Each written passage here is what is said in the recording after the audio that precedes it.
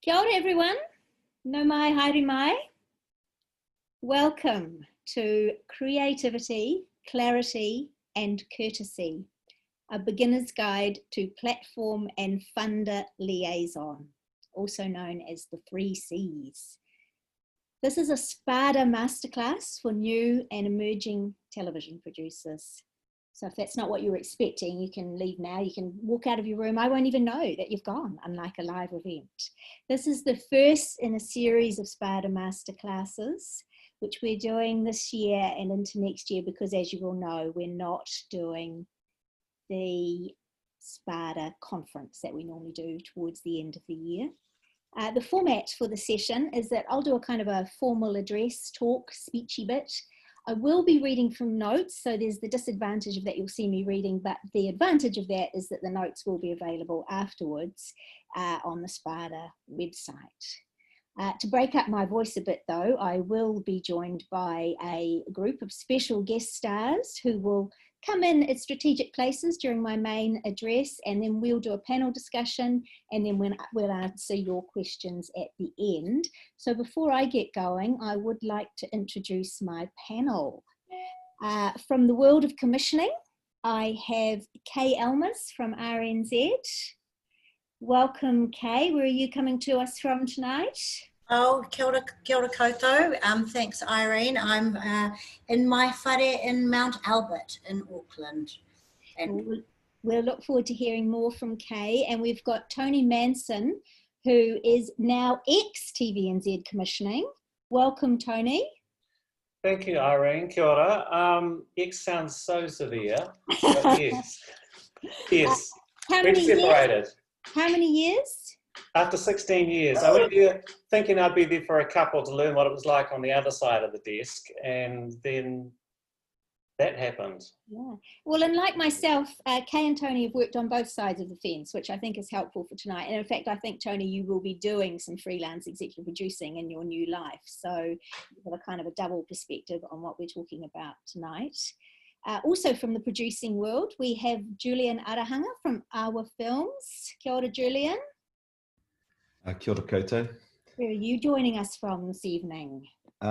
Joining you from the Magic Mile on Park Road in Miramar, from the Awa Films offices where story flows. In the lovely level 2 Wellington that we Aucklanders are jealous of.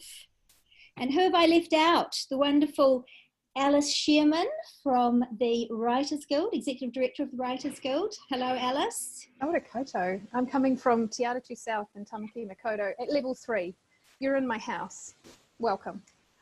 More from Alice soon. And we also have the most excellent Amie Mills, Head of Funding at NZ On Air. Tēnā koutou katoa, from Nio in Wellington, out in the burbs. Excellent. Thank you, Amie. So that's the team that we will be hearing from as we go. In case you don't know who I am, I'm Irene Gardiner. I am a long-time television producer. I have been a head of commissioning at TVNZ, so I know that world. I'm on the SPADA board, and I'm also on the RNZ board. And yeah, so I come from both disciplines, which is good for the session that we're doing tonight. So let's get going. Getting started. So you've got a great idea for a screen project and you want to make it happen. If you're already working at a production company, you can talk to a development executive or a producer there, and they will help shepherd you through the commissioning and funding process. But if you don't have that framework around you, this masterclass is to help you on your way. First of all, think really deeply about your idea. Can you easily tell people what it is in a simple sentence? That's a good clue that it's something you'll be able to sell to others. If you can't express it in a simple sentence, then think some more about your idea. See if you can focus it a little more clearly. What is the main story and what are the side stories and issues? Also think about the various platforms and funding options available at the moment and where your idea might fit into these. Who is your audience? Who wants or needs to see this program? Then write a simple one page on your idea, the main idea, and then how the story will move out from that main idea. Who are the key characters if it is scripted, and who are the key interviewees if it is unscripted? What form is it going to take? Is it a one-off or a series? What number and duration of episodes? Writing this will really help you to focus your mind on what your idea is and what its real essence is. Depending on how experienced you are, you may now want to enlist some help, either by taking your idea to a production company or to an experienced freelance executive producer. Some of the big reputable production companies in Auckland include Greenstone, Screentime, South Pacific, Imagination, Great Southern, and Warner's. If you want a production company that specialises in Māori content, Pāngau are great, as are Tiki Lounge for Pacific content. Top Shelf and Gibson's are in Wellington. Whitebait are in Christchurch, and they specialise in children's content. In Dunedin, there's Natural History New Zealand. There's lots of others. Look some of these companies up online, see what you think, what might be a fit for you, ask around. Likewise, if you want to work on your own, but with the support of an executive producer, ask around about who might suit you and your project. Come to SPADA if you need some advice. We can help point you in the right direction. If you decide to work with a freelance EP, you will need to pay them. So ask about this and what their rates are early in the piece. A lot of EPs will give you the first bit of advice for free to get you started, and some won't charge you till your project gets through the development process and into production. But you can't bank on that, so be clear what their expectation is. And again, SPADA can guide you on fair rates. Working with an experienced EP can be a good path for a developing producer. It's like a mentorship role, and you may feel more autonomous and less sort of swallowed up by a big production company. A good EP will support you to do the producer role yourself, but with them there as your security blanket and a constant source of advice.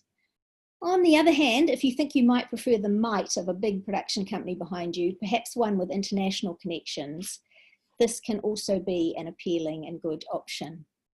At this stage where you're seeking help from an executive producer or production company, you still only need that simple 1 or 2 pager on your idea. Don't do screeds of work at this early stage, as it could end up being wasted. A production company or EP will be able to tell you if they think you've got a chance of getting your idea to happen, and then guide you on your way. Everyone has the great passion project of their life, and I don't want to tell you that's a bad thing, but generally speaking, it pays not to get too wedded to any one idea in the early stages. We work in a very tough industry, and you may well get told early in the piece that your idea has little chance of happening. Don't be put off by that. Let it go for now and try other ideas. A time might still come for the original idea. And don't be frightened of sharing your idea with a production company or executive producer. In my experience of the New Zealand production community, people are not sitting around just waiting to steal your ideas. You do need a level of trust. There's always a risk that someone might do the wrong thing by you, but it's actually unlikely, and it's generally better not to be too suspicious and controlling of your idea at the outset, as it may put people off working with you. Be aware that there's a lot of natural synchronicity around. When I was working as a commissioner, it always amazed me how often the same idea came in from different producers at the same time. It does help to understand that this can happen. It's frustrating, but sometimes someone just happens to have a similar idea to you at the same time, and they get the nod before you do. If you're working with a production company and your idea does become a reality, you can work out your rights at that stage. What role are you taking on the production? Are you just expecting to be paid for that role, or do you want a share of any profits? There are screen industry lawyers and others who can help you with this side of things to make sure you get a fair deal. Now, that's a lot of my voice. I'm going to bring Alice in now, Alice Shearman, Executive Director of the Writers Guild. My background is more in factual, particularly documentaries, and what I've been saying so far has focused a little on that, whereas Alice can talk to us more about what writers should do with a scripted idea, a drama or a comedy idea, which is just a slightly different path than what I've been talking about for factual shows. Over to you, Alice. Thanks, Irene. Yeah, absolutely. So from a writer's perspective, they often don't deal directly with the funders. They'd need a producer to help them create their show, especially if we're talking about television. They unless you're looking at a web series, the writers don't generally interact directly with the funders. So what I'll talk to you about is about establishing the writer and producer relationship. So once a writer has their slate and written materials, I have PDFs on both of those two things and how you can do it, and our lovely SPADA team will send it out to you if you'd like it, so email them. It's onto the fun part, how a writer approaches a producer. So Google is your friend.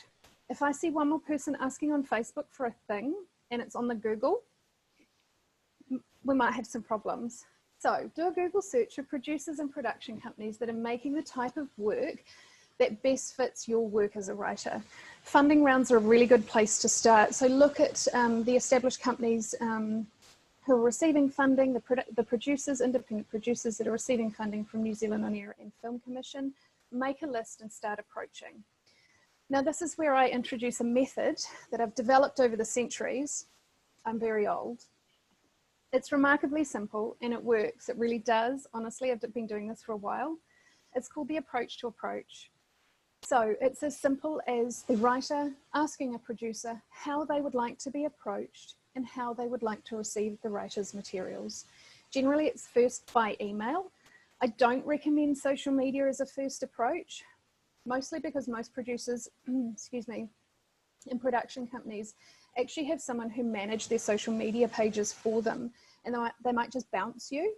But it also can be inadvertently rude, especially to more experienced producers who operate via phone and email in their professional spaces. Communication styles are changing though, and some producers do accept first contact via social platforms, but you still need to be prepared to use email and make phone calls. This is how we work in our sector. That's not going to change anytime soon. Things to include in your first approach email to a producer as a writer, the types of work that you make, and then to ask if that producer is interested in meeting you, or at the very least reading any of your materials. Now it can take up to 6 months. I know, it can take up to 6 months for some producers to respond to first contact, and a gentle nudge at the month points can be acceptable, but not after 24 hours. And don't be unkind about a non-response. You don't know what that producer is working on or if they're even available to accept new materials at that stage. But as my nana would say, God loves a trier, Bible. Perseverance is the key to success in our industry. You've talked about that already, Irene. It truly is. If I had money for the amount of people who had more perseverance than talent, I would be a millionaire. So you'll need to keep letting the industry know that you're out there as a writer, knocking on doors, tapping on windows and saying hello. So there are two pathways that follow that approach to approach. The first is rejection, and you'll get that a lot. It could be a non-response, the producer isn't accepting new material, or they just don't vibe with your work. And then the second pathway is positive. Producer responds, you and your working relationship is formed, and it's a wonderful thing. This is where we get to hashtag working relationship goals. So, honestly, it's as simple as clear, concise, and kind communication. Start by ensuring that the writer and the producer are making the same project. Being in a good working relationship means that you can have robust conversations together. You can talk about rights, creative direction, funding decisions, roles and responsibilities, and the expansion of the creative team, because that will happen. And if anything starts feeling off in your hashtag working relationship goals, talk about it straight away and stay professional. Don't subtweet, don't Facebook post, don't shit talk. Just think of my face if you start writing that post. She told me not to. Don't do it. In my role, and Sandy will agree with this, I've seen the worst of the worst. And while low-key shin kicking is great for weeknight soap operas, it's no fun to actually live through in reality. And I want you to create fabulous long-term working relationships. Look around at the creative partnerships that have been successful and have stood the test of time. You can see them on the Film Commission and New Zealand On Air websites, proving that solid creative relationships get the cash. So here's some key questions for you in forming your great creative teams. First, are you making the same project? Get each person to retell the story. Is it the same story? That actually works for narrative, for documentary as well as scripted. Are you looking at the best type of funding or opportunities for your projects? Don't be applying to EDF if you're making a web series. Next one, can you be open and have frank discussions about any element of the project? And finally, are you being kind and are you being fair? Very important. So once it's established that the writer and producer are working together positively for the greater good, the rights and any rights assignments need to be established in writing, on paper and signed. Writers Guild members can speak to us. SPADA members can go and speak to SPADA for starters. And I think that's enough for me. So over to you, Irene. Thank you, Alice. That was absolutely brilliant. And Alice's area almost goes off into another workshop, and she's actually got some really good written material, which we will add to my notes on the SPADA website. So to get back into the flow of things, we've basically been talking about, you've got a great idea, who do you work with, executive producer, production company, as Alice has outlined, a little bit different if you're a writer. The next step is getting a network or platform. Okay, so you know who you're working with, you've got your 2-pager polished and really clearly explaining what your project is. As I've said, that's a really important document. Make sure it absolutely captures the program you're wanting to make. So yeah, you might now be working with a production company, might be being guided by a freelance EP, might be on your own. Now you need a platform. Have a think about which platform your idea suits best and try them first and then work out from there. There used to be an informal industry etiquette that you tried one platform at a time and waited for a no before you tried the next one. But this has changed a bit in the more platform online age. So you may want to submit to more than one at once, or maybe start with the 2 most likely and then try a few others. But do make sure you personalise your pitch document. Don't send something with 3's name on it to TVNZ. You would be surprised how often that happens. Get to know the audience. Ooh. Just had a minor technical issue there. Get to know the platform and its audience as best you can before you pitch. Look at the TV guides to help with this if it's a TV network and you can't watch everything. If it's an online platform, have a good look at their current content and you'll get a sense from that of what sort of thing they're doing. This will help you then refine the idea and the treatment. If you can say this will work beautifully for the Fair Go audience once they've finished watching Pippa and Hayden on a Monday evening, then you're sort of halfway there. When it's time, not that everything has to work for after Fair Go, but you know what I mean. When it's time to send your 2-pager off to your desired platform, make sure you find out who the right commissioning executive is first. For the bigger TV networks, you should be able to find that online. Otherwise, ask around, come to SPADA and we'll point you in the right direction. If all else fails, phone the company concerned and ask them. TVNZ has a team of specialist commissioners. Smaller platforms usually just have 1 or 2 people in those roles. TVNZ and Māori Television have a central proposals at blah, blah, blah email address you can use. But it doesn't hurt to still know your specific commissioner and copy them in too. Check out the TVNZ and Māori Television websites. There's a bit more info on that. And again, don't invest too much of your time on this initial 2-pager proposal, as you may get a no at this early stage. It just, as I've said before, it just needs to really clearly explain what your idea is. And also make sure your email cover note is very clear and very courteous. There's quite an art to writing a good email, and it is important. If you get a positive response, you can then supply a more detailed proposal and budget as requested, and be guided by what your platform is asking of you. Don't make your proposal any longer than it needs to be. Just the key information about content, style, key personnel, budget. Network executives are truly very, very busy people, and they won't thank you for hours of extra reading work while you take pages and pages to get to the point. And don't expect to have endless meetings with commissioners, and don't feel you need to pitch in person. That actually doesn't happen all that much these days. If a commissioner wants to meet and talk with you, they'll ask. And the same rules apply. Be clear and concise, be courteous. Don't waste people's time, but also be excited about your idea. Your belief and your enthusiasm will really shine through.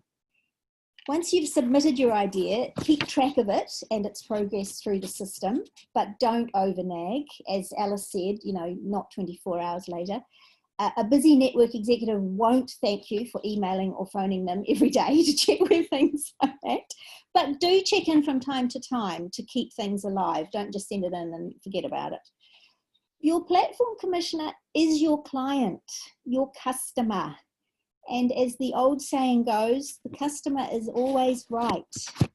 Be courteous in all your dealings with them. They don't have to take your project on, and they don't have to help you. Most of our commissioners here in New Zealand actually are very helpful, but make things as easy for them as you can. Keep all your communication clear and courteous. Make your program proposals as focused and clear as you possibly can. People need to be able to see what the show is about just by reading the first few sentences. Do a fair budget for your proposal. Don't ask for more than you need, but don't cut so tight that you won't be able to make the show on budget. You may get pushback from platforms on your budget, and that's fine. There's some give and take. But if you're going dangerously low, have the confidence to say no. Please do not financially ruin yourself to make a TV show. It's not worth it. Time for another little break from my voice, I think. I'm going to bring in my commissioners, Kay from RNZ and Tony, long time TVNZ, just departed. I'll start with you, Kay. No, I'll start with Tony. What makes a great two-pager? They come in all shapes. I mean, often you don't even get a two-pager, you get a line or two. And but a great two-pager is a two-pager that's usually got the two-liner, which really jumps out and grabs your attention, and doesn't have a lot of explanation. It often helps if you can say it's a story like something, or it's I don't, you know, it's a genre blend of some sort. So that helps position it for a commissioner. And it also helps if you've got talent attached. So you can see in the instant you look at it that it's got these people attached to it. You've got exclusive access to something, and you understand what the story is, as opposed to just this general subject area. So I think you've got to, as you said earlier, it's got to be a bit more focused than just a subject area. Like the one I hate is the road trip pitch. We're going to go on the road with these people, and it'll be great. You'd be surprised how often you get that, and that could be fun. But it's I'm coming from the primetime television perspective, so for that environment of commercial television, the road trip genre doesn't quite do it. So, yeah. While I've got the floor, I'd like to say it's never been, and I think everyone would agree, a better time with so many platforms, so many commissioning options to get your story on screen. I can't think of a better time because it can go anywhere. There's so many options for you. There's the spin-off, there's Stuff, there's RNZ, it's TVNZ On Demand, so many, and you can publish it yourself on YouTube. So, or on social media. So there's so many opportunities for you, and ideas that wouldn't have been made for or funded in the past can be funded now. And I'm thinking of a couple of recent things that I was involved with, Educators and Who Killed Lucy the Poodle. Neither of those ideas would have worked for primetime commercial television. They weren't big enough, they were a bit dangerous, and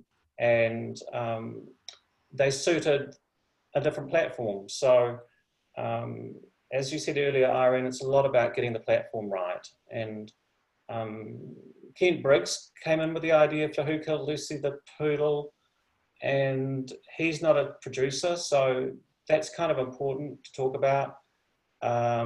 He pitched it through a 1 or 2 pager and then met with us, and he brought in Orlando Stewart, who is a known producer and someone who I'd worked with in the past. So immediately that gives a network reassurance that the show can be delivered and developed. So yeah, and I'd like to say it's not just about the 2-pager and the idea. From a network point of view, you're looking at how can it be funded and financed, and is the idea right for a particular slot and audience. And then the third thing you're looking at really is, can it be produced? A lot of good ideas can't be produced in our industry, in our environment with our resources. And can it be produced on time and on budget? So from a commissioning point of view, you're looking at all those things and trying to sort of line them all up. It's like having several slices of Swiss cheese and trying to get all the holes to line up to get the idea through. So, yeah. Thank you, Tony. We'll expand on some of those things in our discussion, I think. Yeah, and I'd just like to bring in Kay now. Kay, what are the sort of, I mean, I don't want to make it negative, but what are the helpful things and the less helpful things that people do? What drives you slightly crazy when you're working as a commissioner? You've been on both sides of the fence. Yeah. Thanks, Irene, and just supporting you most. What everything Tony said, and adding on to that. Yeah, I think one thing, I'll get on to some things that drive me crazy, but don't throw straight to me being negative, Irene. I'll positive things first. Is that one of the things I'd suggest to show that you're aware of what else is out there. It's amazing. Well, maybe it is a great thing that drives you crazy, that people will come having no idea that there's actually been 3 things very similar already made in the last however long. So research what else is out there that might be in a similar lane, and then explain why yours is different, if that is the case. I agree about having some reference projects is helpful. For me, it's quite important early on, as if it's a time-sensitive project, bring that up early on as to why this needs to be looked at right now, if it's locked to particular events or not, because that can help bring you up the pile. If yours is time-sensitive, you'll look at it a lot more quickly. And I guess there's also 2 main things, certainly from the way that we would operate, and we're very new to commissioning at RNZ. It's a very new process, but you'll see this on other platforms as well. It's quite different whether you're approaching an RFP, which has gone out, that's asking for quite specific content, and if so, address how it is that your project actually suits that RFP, and we'll make those kinds. And if you're not responding to a particular RFP, then you need to articulate who is the audience, what's it for, what type of content are you suggesting? So there's quite a distinction there. Tony mentioned having talent attached, and that's really true. I guess one of the things I've seen is amazing how many times people promise access they don't have.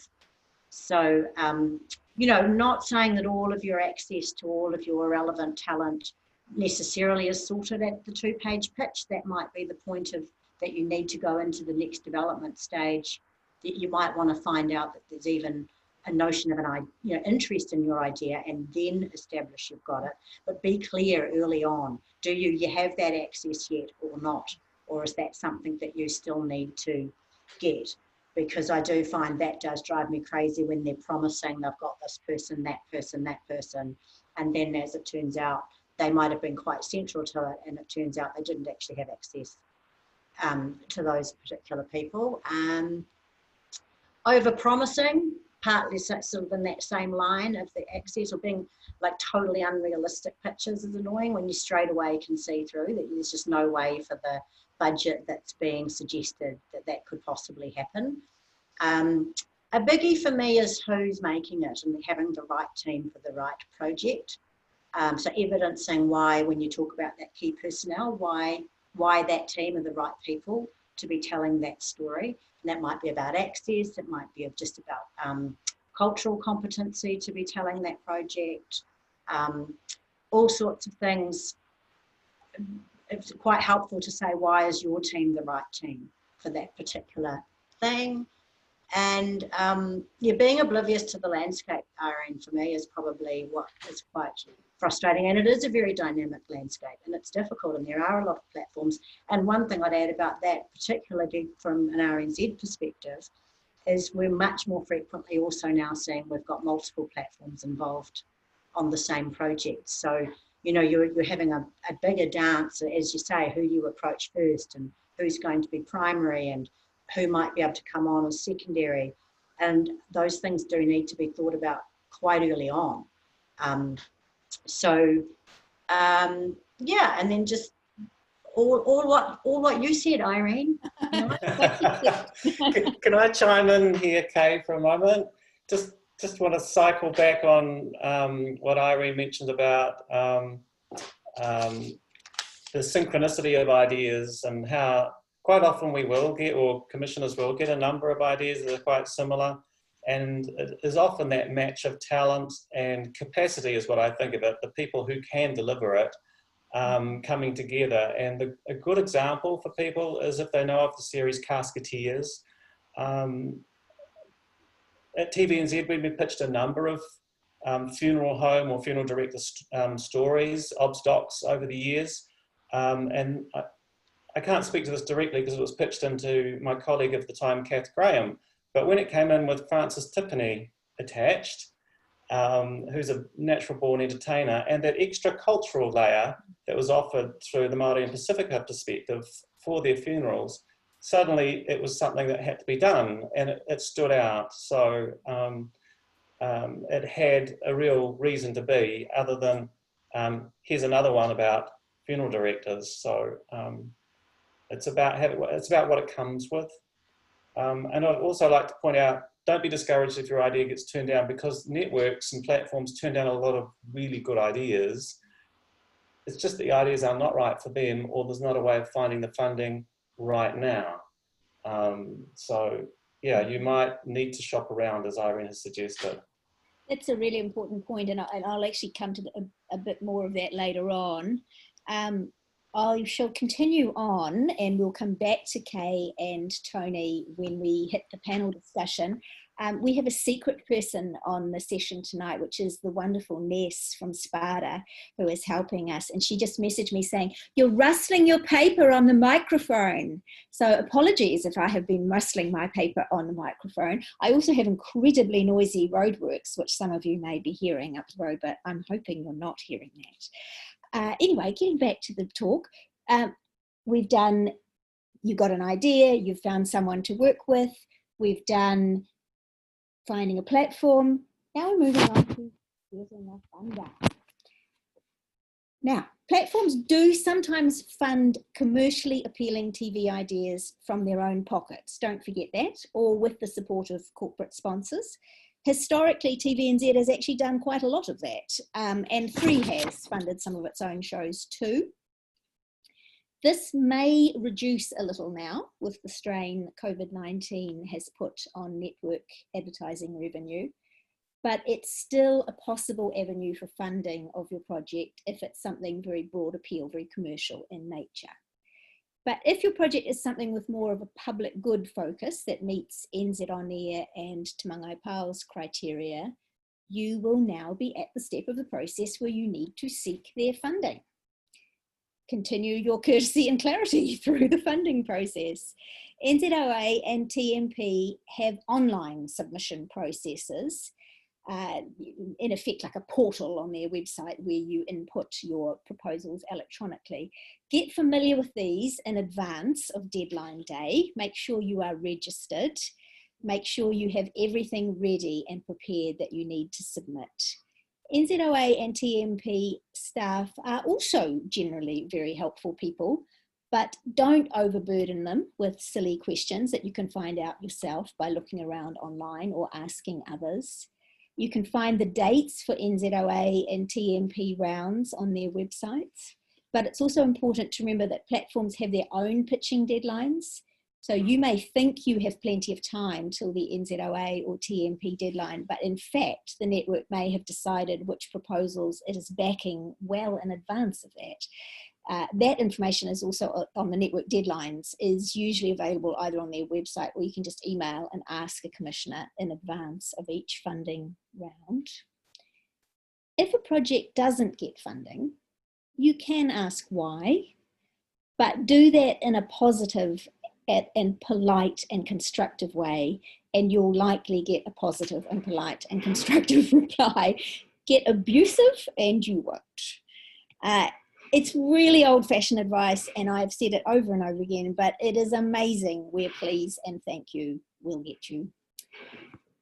As Tony was just saying, if you do end up getting a no for your project, and you might in New Zealand because it's tough here, be gracious and understand just how tough it is to actually get an idea to happen here in New Zealand. We have a small population, tight budgets, high demand on funding, so many great ideas never see the light of day.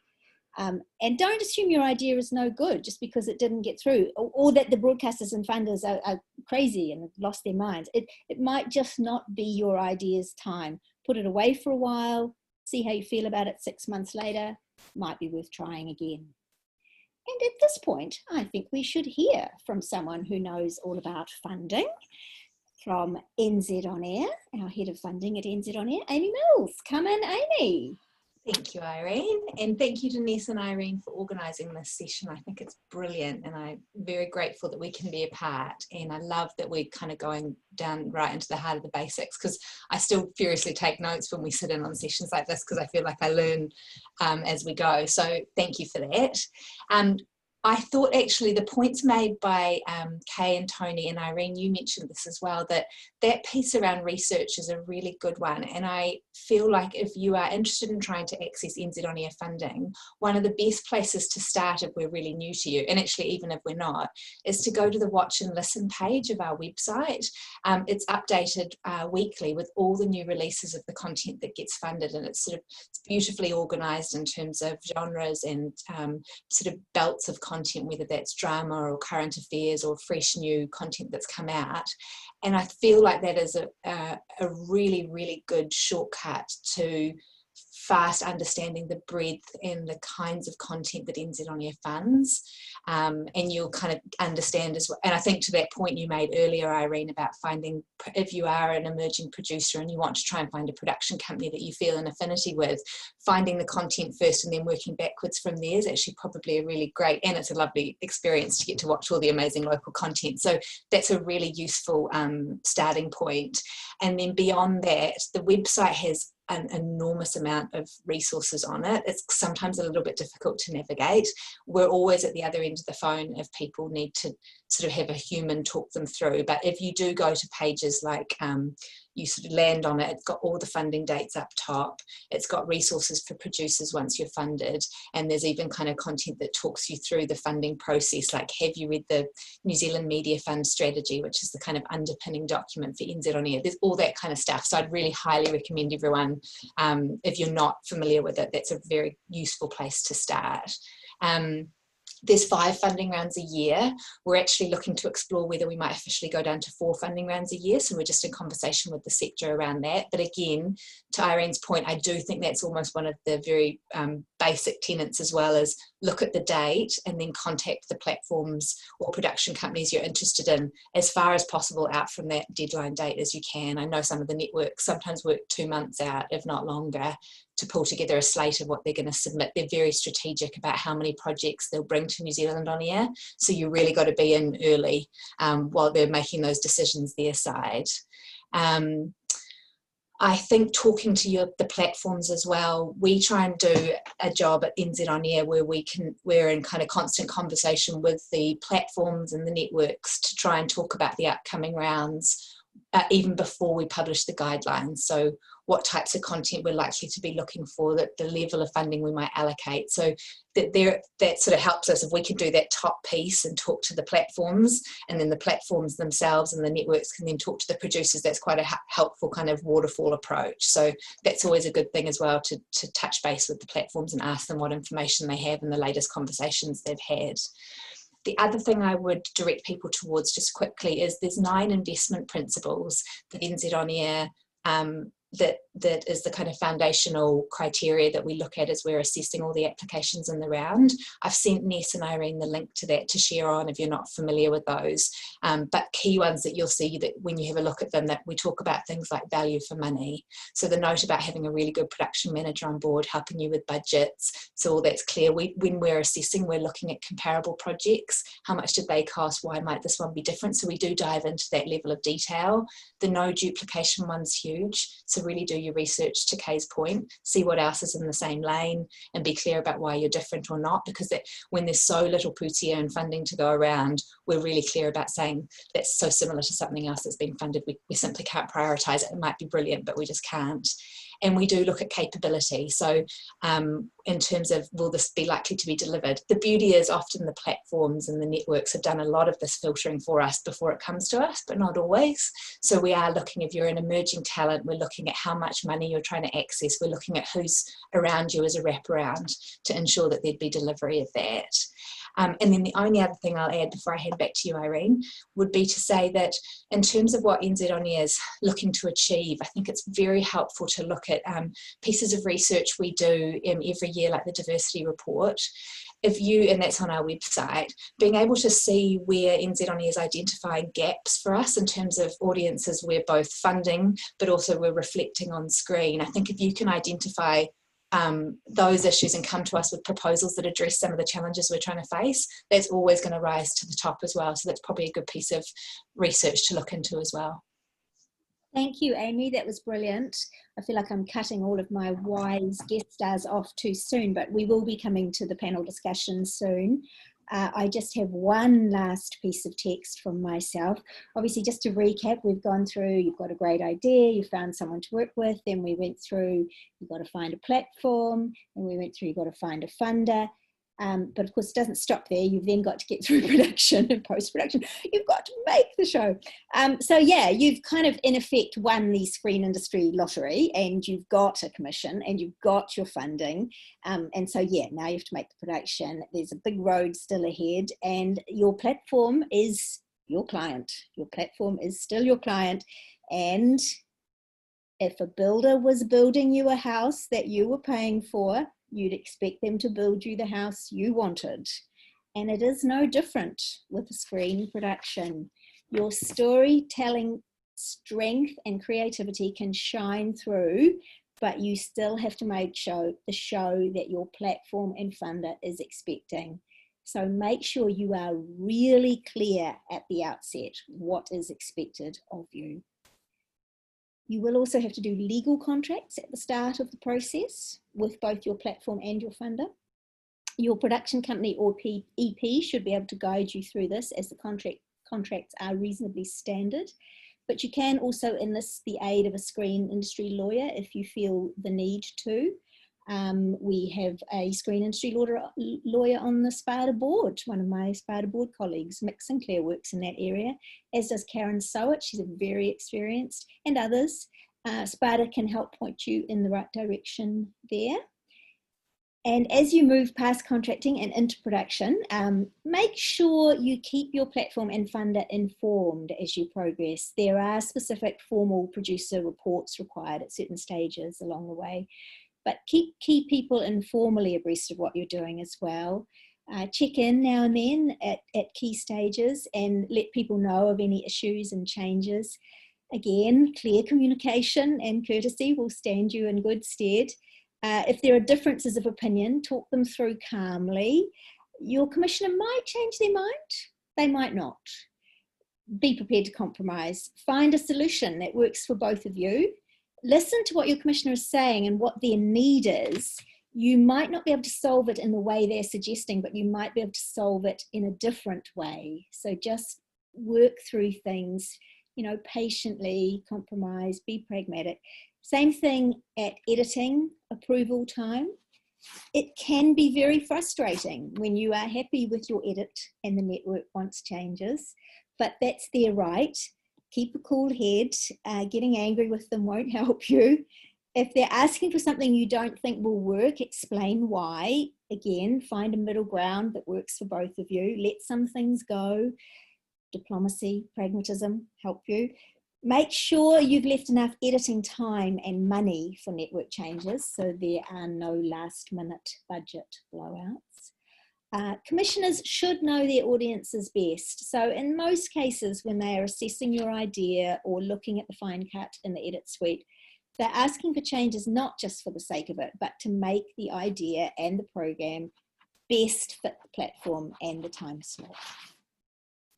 I touched on budget management a moment ago in the context of making sure you have the money there for possible network changes, but obviously managing the budget and talking to your platform and funders about any possible issues is essential at all times. As a producer, you'll likely have a production manager running your budget for you. Get someone good who you know you can trust and listen to them at all times. I won't go any further than that at this stage, as we actually could do a whole separate masterclass on budgeting, but ask me at the end if you have any specific questions. Eventually, you will be finished your show and delivering it to your platform, and if it's been a good process for all concerned and you've made a great production, chances are you'll get to make another one, and that's pretty cool.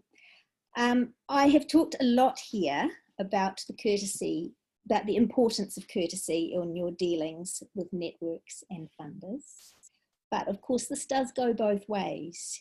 If you feel you've been badly or unfairly treated, but you don't feel like you're in a strong enough position to raise it, and you're not working with anyone with the mana to do that for you, then come to us at SPADA. We have a whole board full of experienced producers, myself included, who will happily give you some advice and support. I have come to the end of the formal part of my talk, but I do want to bring in Julian, who has waited patiently to have a producer perspective. Julian, do you want me to throw you a question, or do you just want to come in with an observation off the back of everything else? Do we need Julian to unmute himself?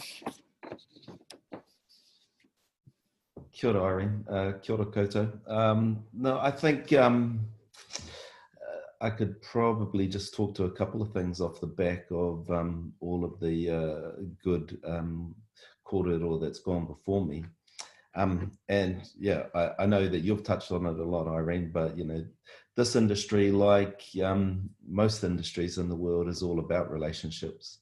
And as a producer, you become the relationship with the creative, the storytellers, and the broadcasters and the funders. So getting to understand who the different broadcast commissioners are in New Zealand, building relationships with them, building relationships with the funding agencies.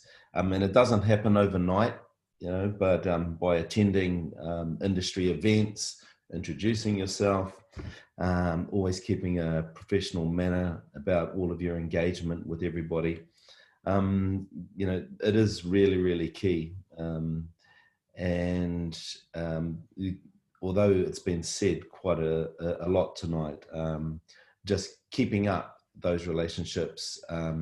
Even, you know, if your stuff gets turned down and you think it's good and you think the person doesn't know what they're talking about, how could they not go with your idea?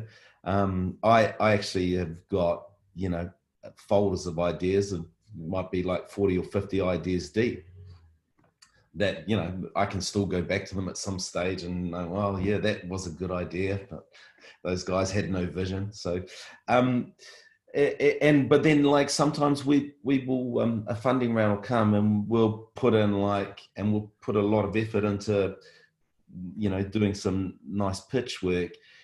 And then we thought, oh, well, where's that other thing over here? We'll dust it off. I'll throw that in as well. And the ones that we spend all the time and energy and that are our passion to get the big cross. And then this one that you just kind of threw in, kind of, had nothing to do on the Friday afternoon, gets greenlit. And you can never tell in this industry kind of what idea is going to go at any particular time. So you've got to be really pragmatic about it all. And as passionate as you can be about your ideas, it's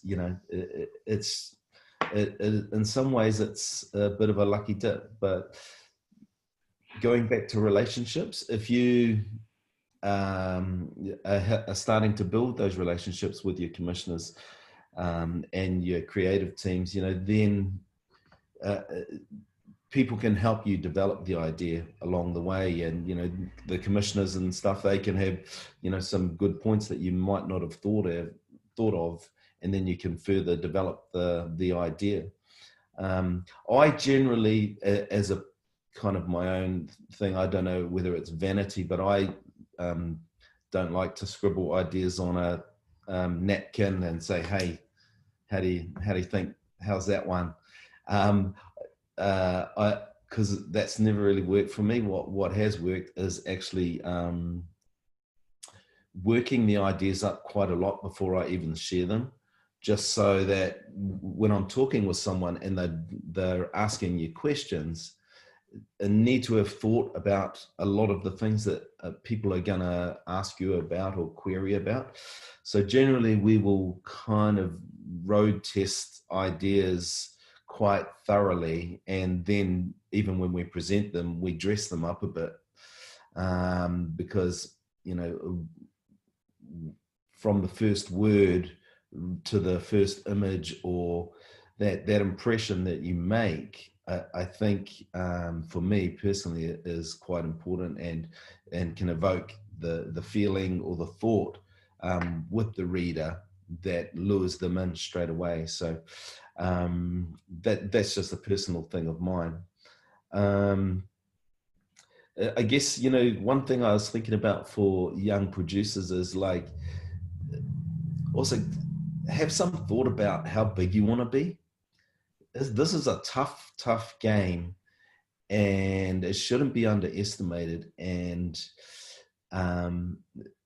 it takes the skill sets of being a producer. You have to be so many things, from a human counselor to someone who understands finance, to someone who can break down the creative vocabulary to get an idea across in the way that you want to. So it requires a lot of skill set, and you develop more and more as you go along. But, understanding, do you want to be a production house that is, doing 3, 4, 5, 6 projects a year?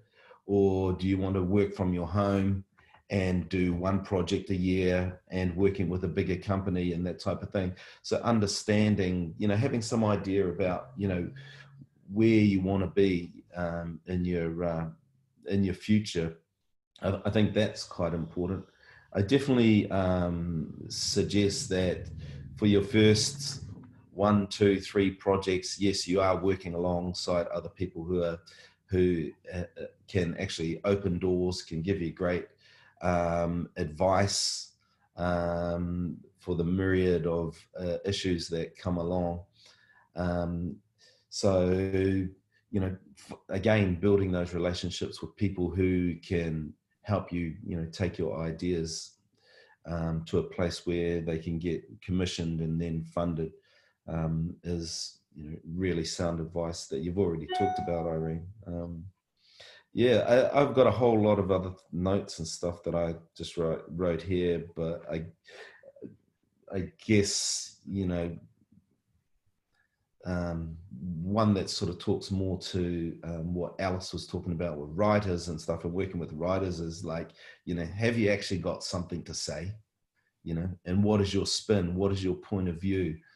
Because understanding what your point of view and what it is you're trying to say, what it is you want to say to the world, that actually makes a huge difference in how people view you as a person and the materials that you put in front of them. And and like Tony said, it's a really, really interesting time at the moment, because there are all of these different platforms. You know, TVNZ is broken down into 3 or 4 different places that you can take your material to. Then you've got stuff, RNZ, the Herald spin-off, like everyone's saying. But then, you know, opportunities are opening up globally for, you know, essentially what a lot of offshore platforms are calling authentic voices. And so that it is a really exciting time to be a storyteller, to be a producer, to be a writer, a director, because you know, the world, you know, because of the platforms that have come along, like Netflix, making content that comes from, that is told in native languages from around the world, that's opened up a whole a new pathway to getting Indigenous stories told, to getting minority stories told. It's good to hear that it's, you know, you say that it's an exciting time, because obviously with COVID, there's also that slight, you know, depression that comes over us. So it's kind of nice to hear that. And it's lovely to have you reinforce the importance of relationships, because obviously this was called creativity, clarity and courtesy. And we were joking in the preamble before all our lovely audience came in, that if you were doing lockdown Zoom webinar bingo tonight and you had put things like polite, courteous, polite, you would be, if you were doing the drinking version, you would be very drunk by now. If you were just doing the other version, you'd have won the prize. Anyway, we are now sort of coming into the slightly less formal discussion part. We're nearly at 5 o'clock. We're going to wrap up by 5:30. If people out in our audience that we can't see but very much appreciate the existence of would like to type us in questions, we're happy to answer them if you want to ask a particular person or just us generally. But we should just go quickly round everyone, because people have probably thought of little extra things off the back of what others have said. And it's a while since we've heard from you, Alice. Oh, thank you. I think everyone has said it now in different ways, but research the sector. I think it's a really, really important thing. If you want to work in the sector, you've got to know the sector, and researching who the funders are, what the types of work they're funding, who the funding commissioners are, who the producers are in the sector, and who everyone is. I think it's really, really important. And you can't do that in a small space. You have to go big. You have to spend weeks researching. You've got to view everything. You've got to watch other people's shows. You've got to read books, local books, read local, thank you. Listen to music. You've got to know what's out there in the sphere, because I think that actually comes back to that story by osmosis. You talked about it at the very beginning, Irene, where similar stories come in at the same time. And we're in that at the moment. I'm seeing a lot of similar stories come through. So you have to research what's around you to ensure that you're different from what else is available. Why is someone going to spend their time watching your thing? Whether they have to pay for it or not, why are they spending their time doing that? That's probably my biggest takeaway piece. Research, and be kind. Kay, what would you say off the back of that? Yeah, the same thing. I mean, and it's researching from all angles of what's there and how things work, because it is, you know, as you mentioned, it is busy times for commissioners, and you are dealing with a lot of inquiries all the time. And so when it's clear that somebody's coming to you and they just have absolutely no idea and they haven't bothered to find out anything about how anything works, that's going to put you off the idea for a start, because it's sort of showing that you're not just not cognizant of how of what's going to be required for this to happen. So yeah, I keep coming back to that. I really agree with Julian that although you know, the initial pitch might only be the 2-pager. There is obviously a whole lot more thinking that's behind that. And so if you do get somebody's attention with that first couple of pages, you need to be prepared to back that up, that if they do come back, and they may just come back saying, okay, we'd like to see more, show us a full proposal, or they might come back and say, I want to have a conversation with you about that idea. But if you've got nothing more to add to it, or you haven't backed it up, or when you interrogate an aspect about it, you sort of don't want to be immediately exposed that you've actually haven't done the thinking behind the initial idea. So I think that's cool. And I would say also, as Irene, you know, said, for when you are further down the path and you're particularly into it, it is actually really true that commissioners do want the best for your project. And I've totally been on the other side most of my career and felt like I know best, and how could anyone else improve on perfection that I have brought them in a cut. And so, and it is difficult to take, you know, constructive feedback. And I've spent way more time on that side of the table than this side of the table. But I certainly know that for me, and from the way I operate, I'd have no time nor inclination to be giving feedback just for the sake of it. If there's feedback there, it's because I'm genuinely trying to help the project be better. And I'm certainly always open to push back on that. It's a dialogue. This might be a suggestion, or have you thought about this? The only really sort of dogmatic things would be issues around defamation, or, you know, like absolutely things that can't be budged on. So yeah, do bear that in mind. And that probably helps you to be a bit kinder if you actually realise that on the other side of the table is normally a nice human being that also wants the best. And we are looking after taxpayer money in most cases for commissioners. And so we have a duty of care to you know, look after that. So that would be about it. Tony Manson. Yeah, I've written down a couple of things while we've all been chatting. One is taste tape. We haven't talked about tape, but it's quite easy and quick and cheap these days for you to shoot a little demo or an interview with the key talent or some key locations. And if you can bring that to the pitch or embed that as something in your proposal, then it makes it real for a commissioner and a programmer. If they look at it and they go, oh great, I get the feel of I get the tone from that, and I get the feel, I know it's just shot on an iPhone or a GoPro or something like that, but it can actually really help you pitch a lot and bring it to life, because we're in that medium, you know. So there's that. And also the other thing is, like, on the side of like what not to do if you're wanting to pitch your ideas is not go, if you finally get a 15-minute or a 20-minute meeting with a commissioner, don't go in with 20 ideas. Julian mentioned the 30 or 40 in his drawer, because they may have just looked at 100 RFPs that morning, and so just go in with that one idea or two ideas, and that you've got well focused, well formed, and that you're passionate about. Don't try to pitch too much. Tony and Kay, while we've been talking to you, the thing I was talking about how you don't necessarily pitch exclusively to one platform now, wait for a no, go to the next one, which is kind of was the etiquette in the old days of just TVNZ and 3. Do you think I'm right on that? Do you think it is accepted now that people will pitch to more than one person at once?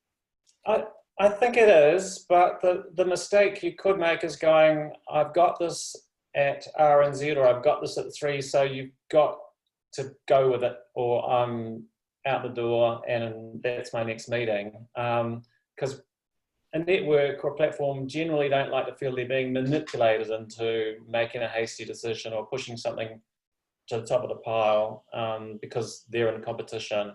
So I think you've got to be careful how you play that. It could backfire on you. Yeah, I think it's probably slightly different for us at RNZ, because we have this sort of notion of radical sharing. So we're just like, if it's a good fit and it's a good project and it's fulfilling RNZ's stated goals, then, you know, whether we're in a primary platform position or a secondary platform position isn't such a staunch thing, because we don't have a commercial imperative about, you know, selling advertising dollars around it and needing the first play and that type of thing. But yeah, I think it's a really interesting thing that Amie might have some thoughts on too, just the general horse trading that sort of ends up going on towards funding deadlines around, particularly on the smaller platforms, I think, like I'm thinking Māori Television and and Spin-Off and us, and the fact that we can support and actually help each other's proposals by having more than one platform. But yeah, that's an increasingly difficult thing to manage at that end, because the timeframes get really tight as well, about if you've only just found out that you've got a primary platform interested, but then maybe you need to support that with another one, which would help. So it's all new territory, but Amie might have some more advice around that. Yeah, I missed the beginning, sorry, because I was live answering a question, which is the first time I've done that. But I came in at the end, and I think one thing I was going to add to that, Kay, which I think from our end we feel really strongly about, is that there is a perception, I think, from some of the conversations I've had, that the platforms or networks might feel unwilling to commit to being a secondary platform outcome for an application if they feel that that will cannibalise their priorities in the round. And the thing I would say to that is, it's a difficult dance, because the reality is the proposals and applications that come to us that show multi-platform distribution are incredibly powerful, and it's the world we're operating in now. And anecdotally, and we're kind of trying to sort our data to be able to demonstrate this clearly, we believe that often the platforms are speaking to different audiences. So that idea of cannibalising, I actually don't think is entirely founded on any meaningful data.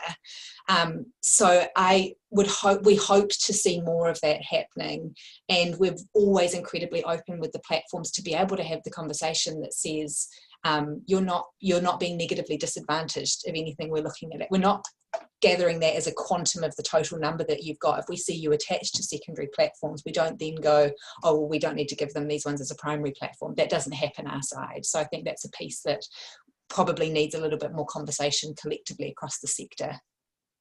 Good. Questions are starting to come in, and there is one that is kind of for Amie, although I might be able to start with it. It's actually slightly off topic, but it's a good question. And it's any news on how NZ On Air is planning on increasing the capabilities for Asian creators.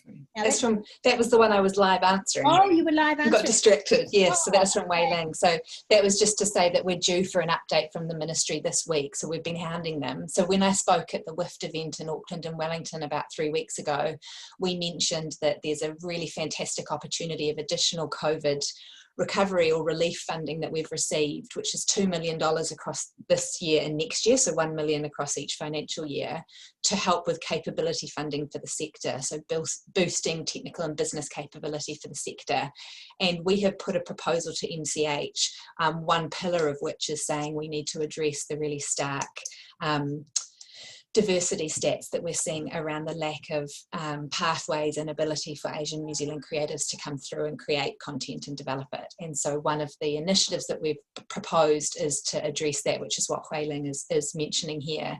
But we still haven't heard back. So, but we're meant to hear this week. So my note on that answer was just to say we should have some clarity shortly that we can share with the sector. There's another question here, which I can probably do, I think, which is, what advice can you give when it comes to discussing networks and platforms on a pitch document, especially when you haven't secured one yet? So I'm assuming that means your very early pitch document when you're trying to find a production company or EP to work with you, because obviously once you're pitching, you do know who your network and platform is. And yeah, there is no reason, if you're writing a one-page document to send, or two-page document to send to a production company to say, do you have an interest in working with me on this? Do you have an interest in this idea? There is no reason why that document couldn't say, I see this as being for X platform or time slot or whatever, you know, or maybe suggesting 2 or 3. And equally, there would be no issue with saying, I'm not quite sure who this would be for, but I would like to talk to you about who that might be. Although, you know, you probably would have a sense of what sort of network you would be going for. So yeah, that's just answering that one. Just Can I just jump in? It's actually sort of leveraging off that, Irene, and leveraging off what Alice was talking about that sort of first approach thing too. And this is really speaking with my hat on as having been a production company owner. As I think even before you send an idea, you should probably ask producers whether they want to receive any ideas, because sometimes that actually exposes producers that don't necessarily want your unsolicited idea, because they may well be working on something very similar already. And so if you send them an unsolicited idea that they're already doing, and then it opens up a kind of accusation that you've somehow taken that idea. That's a really good point. So I think find out, do they want to hear from you with your ideas before you send them? And then, yeah, I've got something, can I talk to you about it? Did you want to come in on that as well, Alice? I saw you were responding. Yeah, I absolutely. We've actually, one of the PDFs, it talks about not sending unsolicited materials to producers and production companies, because the risk of a copyright claim is very high in that scenario, right? Some newer writers don't understand that you just can't send unsolicited, because it's actually dangerous for both parties. From a copyright point of view. So just backing up what Kay was saying, basically. And it's in the PDF, so if anyone wants one of those PDFs, I'm just like lollies, I'll hand them out. Yeah, if I could add to that, Alice, I mean, we've mentioned big companies like Greenstone and Warner Brothers and Screen Time. They all have their own development executives, and they all have their own development slate. And some of the bigger international companies, like Warner's, have a catalogue of formats. So you've got to jump ahead of them and push your idea to the top of the queue to get their attention. So that's going to be quite tough for those big companies. And that actually brings me to another question, which sort of comes off the back a little bit of what Julian was talking about, how we are now in a global era. I've been focusing this on really the nuts and bolts of operating here in New Zealand, you know, for newer producers. And one of our listeners has just come in saying, how realistic in this global era is it of going straight to an overseas platform and bypassing New Zealand? Well, I guess my answer to that would be it probably depends on your level of experience. And, you know, plenty of the bigger companies in New Zealand are trying to work globally and doing that quite successfully. And, you know, if you've got a great idea, you might be able to do that with them. Would someone else perhaps like to talk on that? Julian, maybe? Yeah, I think it's very real. I suspect that over the next 18 to 24 months, that more New Zealand production companies and storytellers will get projects up with those overseas platforms. In the last 2 weeks, I've met with HBO Max, AMC, Netflix, Amazon, Disney Plus, and prior to COVID, those kind of meetings were really hard to get. That was getting on an airplane, going to the United States or going to MIPCOM and having those and organizing those meetings over there. Now, a lot of these places are much more accessible. And like I talked about before, everybody's looking for a story that has got some authenticity to it. And, you know, that could be your story. So it's very real. Not a lot of it has actually taken off, but I know that there are lots of people in New Zealand who are having those same meetings with those same network executives that I'm having meetings with. And again, how we've taken time to build relationships in this country, we're in this phase now where we're building relationships globally, and it won't. I'm pretty positive that, you know, there's some of these good ideas that are floating around will take off. Just slightly changing subject, but keeping you there, Julian.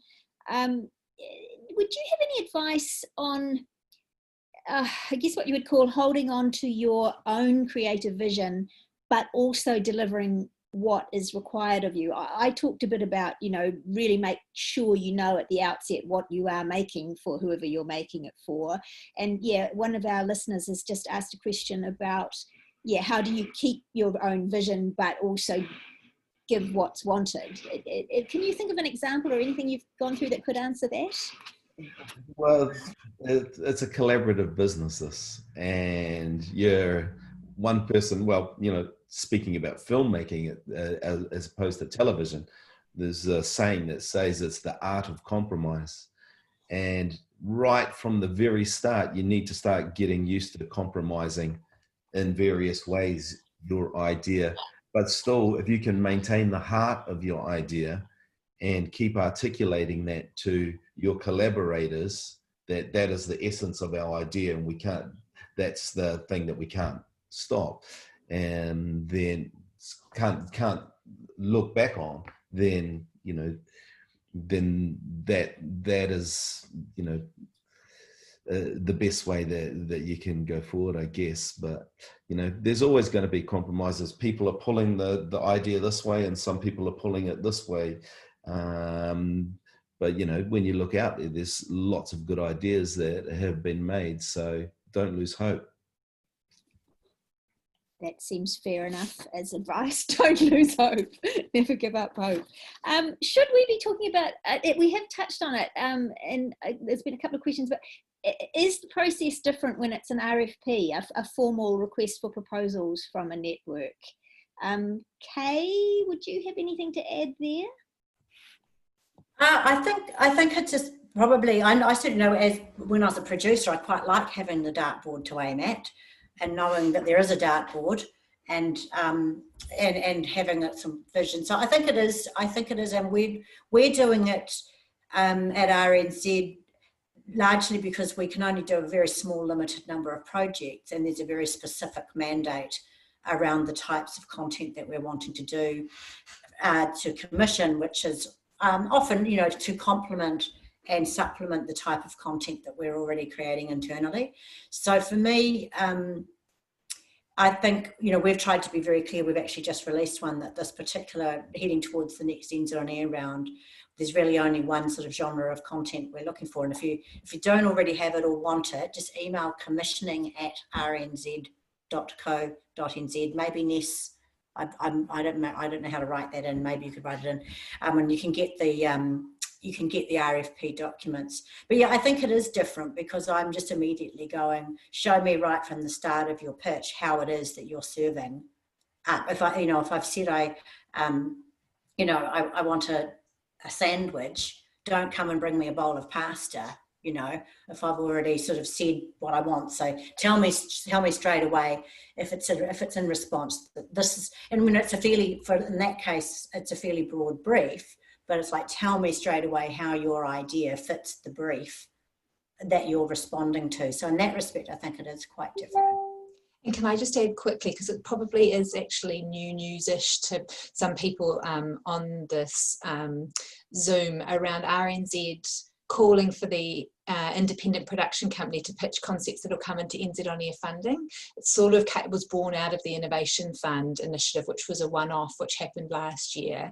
And Kay, I know you'll probably be having these conversations with any producers that come to you, but there are kind of quite tight parameters around that, because there are challenges, I think, around us funding RNZ from an OPEX point of view, and then also funding content on top of that. So to Kay's point, there are very sort of specific public media requirements and audiences that they're trying to reach, and they then also have to kind of ladder back into ours, but we're sort of looking at a nominal amount of projects a year. So the demand, I imagine, is much higher than the supply can be, and it's really critical that it's RNZ working with the independent production sector, because obviously that does create greater opportunities with greater platforms, and with RNZ having such a strong public media mandate, that does create really fantastic ideas that can come through that pathway that we haven't been seeing as much of. So yeah, just a quick note on that for those that's newish too. And remembering that if even should we choose, just like with any other platform, we're going into a contestable process now. So even if we choose to support something that's meeting the needs that we want, that doesn't necessarily mean that NZ On Air will be able to fund it, because it is going into a contestable round with the rest of everything else. And we appreciate and understand that. And so we'll always try and be really, really strategic about that. And usually I've had conversations with NZ On Air ahead of time with sort of, these are the types of things we're looking at, hoping to, wanting to do. I'm balancing that off what I'm being asked to do from my board and senior management. So yeah, it's not a given, even that if we've been very clear about something that we think we want, that doesn't necessarily 100% mean that we'll get it across, but we will work together with chosen projects to give them the best opportunity. And that's what, as to what Irene was saying before, we're your partners, you know, we're your client, but also your collaborator, and that we would actually want to work positively. And someone's asked a question about advice on structuring multiple platform deals, and I was just going to jump in and say it's going to look entirely different depending on who you're talking to. So Kay would probably attest to this. RNZ's really open, I think, to working with additional platforms. You know, there's lots of partnerships already happening in the space with other platforms like the spin-off and content going out across the platforms, and that's structured slightly differently depending on each project, depending on whether another platform might be contributing a higher license fee or a license fee at all. So I think there isn't an easy answer to that question, and I think if you've got a piece of content that's clearly feels like it's right for one platform, talk to them. And if they're open to, TVNZ does a lot of partnerships with Māori Television as well around dual distribution, so I think just having the conversations with the right people will lead to the right outcomes in that regard. And it doesn't, if you've got secondary platforms, they don't always have to contribute a license fee, if that makes sense. They're not required to. Having another audience is enough of an additive. We're getting pretty close to near the end of our time. As just another listener question here. What infrastructures do you have in place to help support emerging artists who do have an idea proposal that you love, but you're aware may need additional support? I'm not quite sure what type of artists is meant in that, but obviously that person with that idea is going to need a producer or a production company to help support them get this through the process. And if they don't have that, a platform will guide them, you know, would suggest that they get one. But before they even get to that point, it'd probably be better to ask someone like SPADA, you know, who are some producers that I could talk to, rather than going straight to a network. Because I think the network would just send them back that way anyway. And that actually brings me to another question, which is perhaps for Tony. You know, I talked about you take your idea to a big production company, or you could possibly do it yourself with the guidance of a freelance executive producer. But actually, sometimes the network will guide you to someone that they think would be a good fit for you, and that you should perhaps work with this production company. Tony, you have probably been in that situation where you have done that with a young producer with an idea. Yeah. It happens often that somebody will come in with an idea, but they need to be kind of matched with a production company that's got capability in that genre. So sometimes it's better to go to the network first. So they'll have their kind of preferred suppliers, or the people they have confidence in to deliver those kinds of projects. So in a way, you're better to go kind of unlinked to a production company and have the discussion with the network, and they'll go, there's this production company, that production company, and they've worked in that genre successfully with us in the past. So you then go to them and make up your own mind as a writer or a director or new producer, who you want to work with of those, and develop your own relationship with them. So that's a sort of a slightly different way around than the way I talked about, which was find your producer or EP to guide you first and then go to the network. Whereas actually sometimes it can work the other way around. If you maybe have a reasonable level of confidence, you could go to the network and they could partner you with someone. Yeah, it can work both ways. It's always good to have the discussion with the network if you can. They'll have a content strategy, and just in having a 15-minute or 20-minute discussion about your idea, you'll glean a lot about their content strategy, and it might spark something else. Another question. They're coming in a bit thick and fast now that we're nearly finished. Any advice on how to approach potential talent about becoming involved, attached to a project when it's yet to be pitched to become anything concrete. And this is interesting because this relates to what Kay was talking about, where if you go to her and you say, I've got Sam Neill to do my project, and you haven't got Sam Neill to do your project, you're going to get into trouble. So, and yet, if something isn't concrete yet, you don't want to waste a whole lot of actors or singers or whatever's time getting there. So it is a little bit of a balance. If it's sort of some key people who are absolutely key to the thing you're going to make, you do need to check it out, I think. If there's sort of some other people who can colour out from there, you probably don't need to bother them yet. Would that be a fair answer, do you think, Kay and Tony? You'd probably yeah, absolutely. I think if they're actually core and central to the idea, say Alice Snedden's Bad News, just to put a plug in, just to put an extra plug in there for that, then obviously those core talent need to really be secured in terms of even the initial pitch, because otherwise you're kind of wasting the commissioner's time. But there is a lot of different layers, I agree. And I think as long as you're clear about it, like we're thinking that we will get these types of people for these episodes, and those, or you might even sometimes at a very early pitch, I'm thinking more in a sort of documentary type sense, they might be quite notional characters of people that don't even exist, but that are the type of people that you will be looking to cast. I think that's fine. It's be clear. And then also, if you are invited in the way that I would work, if you're invited to then submit a full proposal and work further through, then we'd be quite clear about how much access we need pinned down at that stage. Because also sometimes it's, it might be a year out from when you're shooting at the time at which you are, pitching something. So it might be some of the characters are more notional. So but the main thing is really don't lie about what access you have. Yeah, lying is never a good idea about any aspect of what we're doing. I've just had the word from my magic assistant, Ness. Can I please tell people that the PDFs that Alice mentioned and the contacts that Kay mentioned, they will all be sent to registered attendees of this webinar in the next few days. My notes will be on the SPADA website. We are coming near the end of our time. I hope this has been valuable for the people out there listening. It's kind of weird not doing it live, not being able to see you and see how you're reacting, whether you're interested, whether you've fallen asleep, whether, where you're at.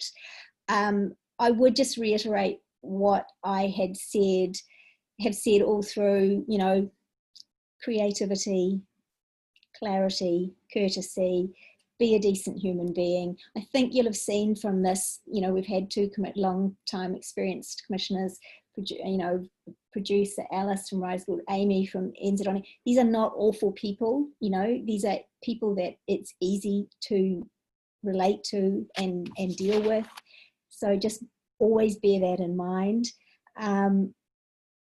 As I said, my speech notes will be online. I should also mention that this is the first in a series of SPADA masterclasses, as I said earlier, because we're not doing the conference this year.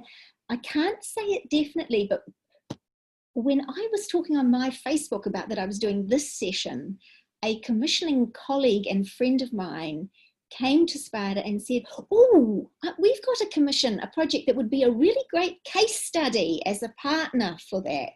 And it's not definite yet, but that keep an ear out, because there might be a sort of a partner session, and that would be great. If anything we've said tonight has inspired you to think of another workshop or masterclass that you need, by all means, let SPADA know. If you have any questions that we didn't answer that I could answer for you afterwards, you can contact me through SPADA. That's very, very easy to do. I'm sure you can probably track down some of my fabulous panelists as well. Thank you so much, panel, for being such a great panel. Thank you, audience that we can't see, for being out there. Have a really great evening, everyone. Matua.